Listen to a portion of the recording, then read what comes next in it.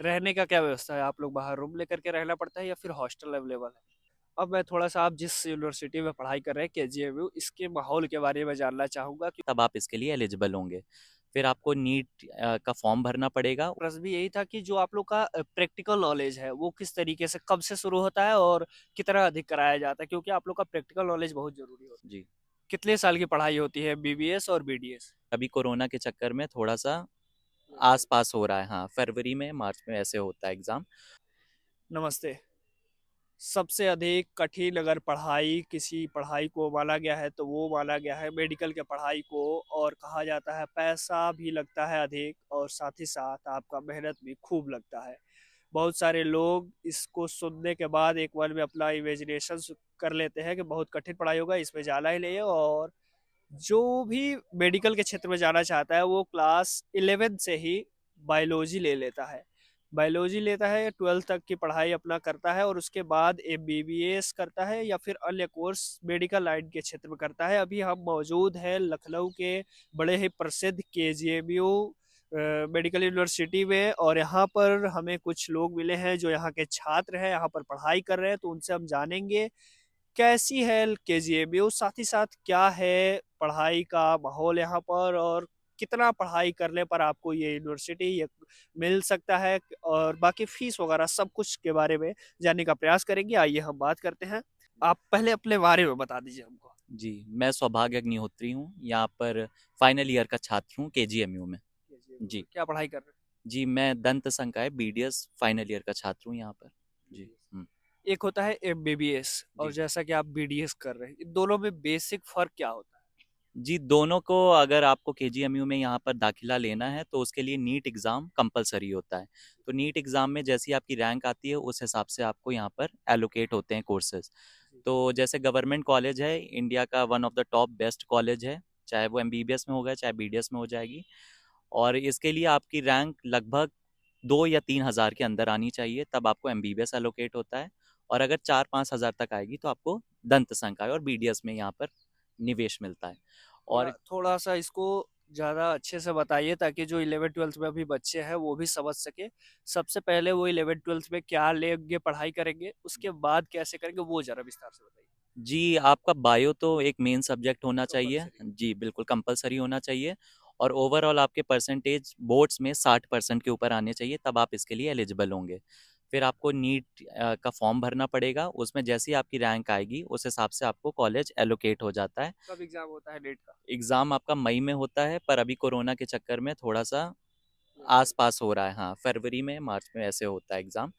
और फिर आपको कॉलेज गवर्नमेंट की तरफ से एलोकेट होता है, फिर आपको सारी अपनी मार्कशीट, टीसी, जो भी सारे डॉक्यूमेंट्स लेके यहाँ पर कॉलेज आना पड़ता है, यहाँ रजिस्टर करवाना पड़ता है, फिर आपको कॉलेज यहाँ से मिल जाता है।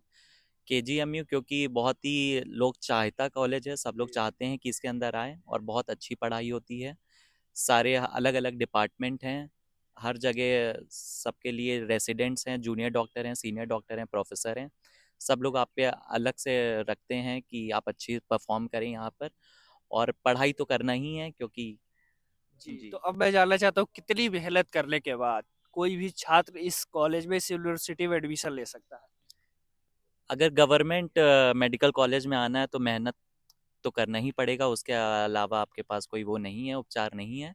पर ये है कि जितनी भी लोग मेहनत करते हैं सबका अलग-अलग होता है, कोई बहुत पढ़ता है, कोई कम समय में भी अच्छी पढ़ाई कर लेता है, तो वो डिपेंड करता है। पर अगर 11वीं और 12वीं से आप अच्छी पढ़ाई कर रहे हैं इस नीट के लिए, तो आपका सिलेक्शन हो सकता है, अच्छे से हो सकता है। जी। क्या क्या प्रश्न आते हैं नीट में, किस तरह के प्रश्न आते हैं, जरा वो बता दो। नीट में आपके पूरा एमसीक्यू बेस्ड होता है, मतलब पूरा ऑब्जेक्टिव क्वेश्चंस होते हैं। और आपके क्वेश्चंस आते हैं बायो से, फिजिक्स और केमिस्ट्री से। बायो का जो प्रतिशत 50% उसका वेटेज होता है, और फिजिक्स और केमिस्ट्री का 25-25% होता है। तो सारे एमसीक्यू आते हैं, 200 एमसीक्यू आते हैं, उसमें 180 आपको करने रहते हैं। 180 करने होते हैं। लगभग लगभग कितने छात्र अप्लाई करते हैं हर साल? अभी इस साल का मैं आंकड़ा बताऊं तो 22 लाख लोगों ने अप्लाई करा था, 22 लाख छात्रों ने अप्लाई करा था। जबकि गवर्नमेंट सीट आपकी 10 से 12 हज़ार हैं। उसमें भी केजीएमयू में सिर्फ 250 सीटें हैं एमबीबीएस की, और 60 सीटें हैं बीडीएस की। तो आपको उसमें आना पड़ेगा आंकड़े में, तब आपका एडमिशन होगा। बहुत ज़्यादा इसमें कंपटीशन है, और बहुत ज़्यादा नहीं, बहुत बहुत ज़्यादा। कौन-कौन सी कोर्स चलती है केजीएमयू में? केजीएमयू में आपका एमबीबीएस चलता है, बीडीएस चलता है, नर्सिंग चलता है, पैरामेडिकल चलता है। यहाँ पर पीजी कोर्सेज होते हैं, जो भी पीजी, एमडी, एमएस, एमडीएस, सारे कोर्सेज यहाँ पे अवेलेबल हैं। जी। उन सब का भी नीट के थ्रू ही एडमिशन होता है? एमबीबीएस और बीडीएस का नीट के थ्रू होता है, बाकी सबका अलग एग्ज़ाम होता है। जैसे नर्सिंग और पैरामेडिकल के यहाँ अलग एग्ज़ाम होता है, वो आपको केजीएमयू की जो कॉलेज लिंक है उसमें प्रोवाइड हो जाएगा। मतलब अपने लेवल पर केजीएमयू कराता है? हाँ, अपने लेवल पर केजीएमयू कराता है। जी। कितने साल की पढ़ाई होती है बीबीएस और बीडीएस? दोनों की पढ़ाई एक ही बराबर है, 5.5 साल की पढ़ाई है। उसमें 4.5 साल का कोर्स होता है और 1 साल की इंटर्नशिप होती है। उसमें आपको गवर्नमेंट पेड इंटर्नशिप होती है, उसमें आपको तनख्वाह मिलती है। जी।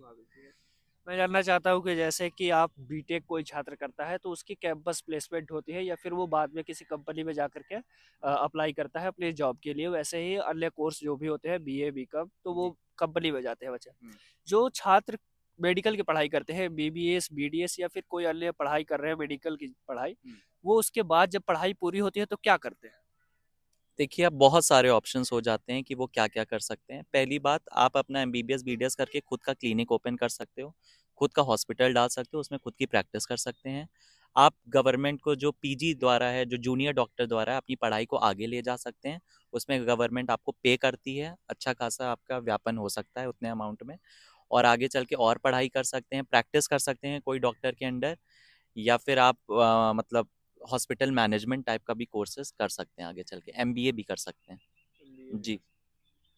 अब मैं थोड़ा-सा आप जिस यूनिवर्सिटी में पढ़ाई कर रहे हैं केजीएमयू, इसके माहौल के बारे में जानना चाहूँगा क्योंकि यहाँ पर तो हमको लग रहा है कि हर कोई पढ़ने वाला ही आता होगा चूँकि पढ़ाई कर रहा है मेडिकल का तो मैं ये जानना चाहता हूँ यहाँ पर किस तरह के लोग होते हैं?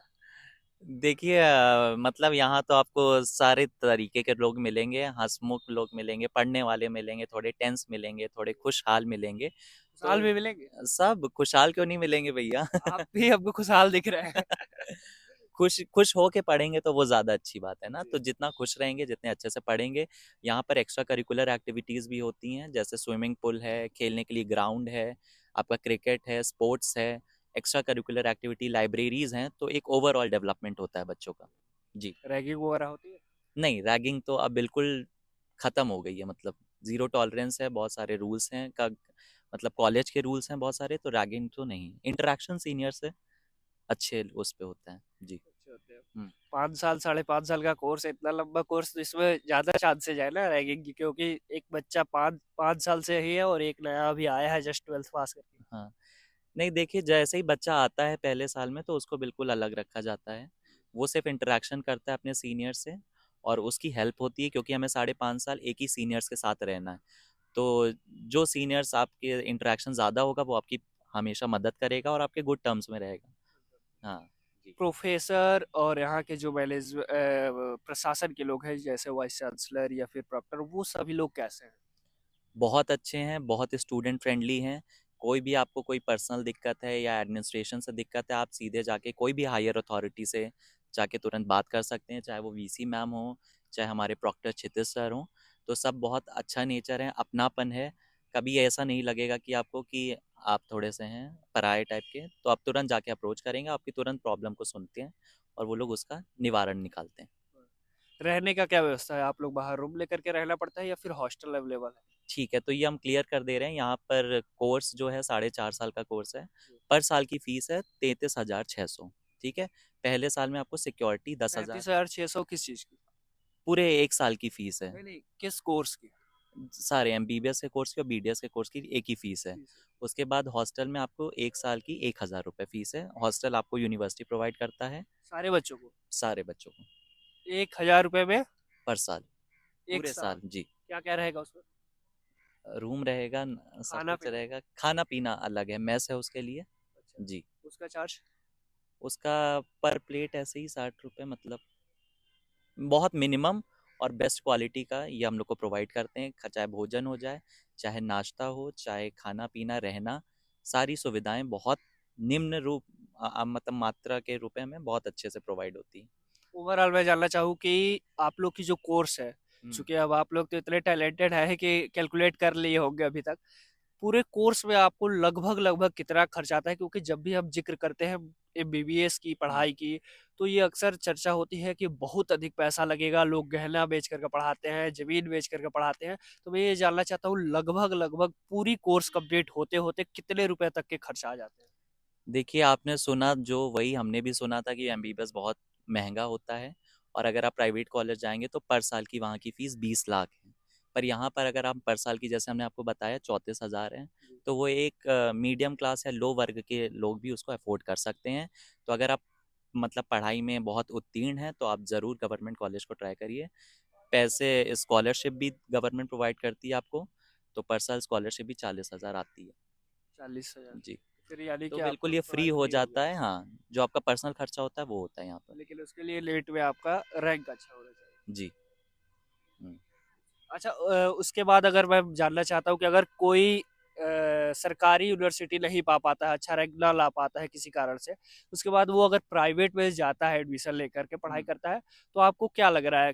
क्या बहुत अधिक अंतर आते हैं या फिर बेसिक्स थोड़े बहुत अंतर आते हैं अगर कोई प्राइवेट से कर लिया तो और सरकारी में और प्राइवेट में थोड़े अंतर आते हैं? किस चीज़ में अंतर आप पूछ आप भविष्य के लिए। नहीं, भविष्य के लिए क्या कोर्स सेम है, चाहे आप गवर्नमेंट से करें, चाहे आप प्राइवेट से करें, दोनों की डिग्रियाँ सेम हैं। आगे आपका पर्सनल व्यक्तित्व होता है कि आप अपने आप को आगे कैसे कहाँ ले जा सकते हैं। यहाँ पर जूनियर डॉक्टर में जो सीट्स निकलती हैं, वहाँ पर बहुत सारे प्राइवेट के बच्चे भी आते हैं और यहाँ के भी कुछ बच्चे अच्छे प्राइवेट कॉलेजेस में भी जाते हैं।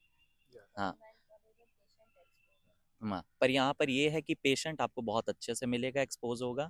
ज़्यादा से ज़्यादा पेशेंट है तो आपका हाथ का काम उतना ही अच्छा हो जाएगा। जी, अगला मेरा प्रश्न भी यही था कि जो आप लोग का प्रैक्टिकल नॉलेज है, वो किस तरीके से कब से शुरू होता है और कितना अधिक कराया जाता है? क्योंकि आप लोग का प्रैक्टिकल नॉलेज बहुत ज़रूरी होता है।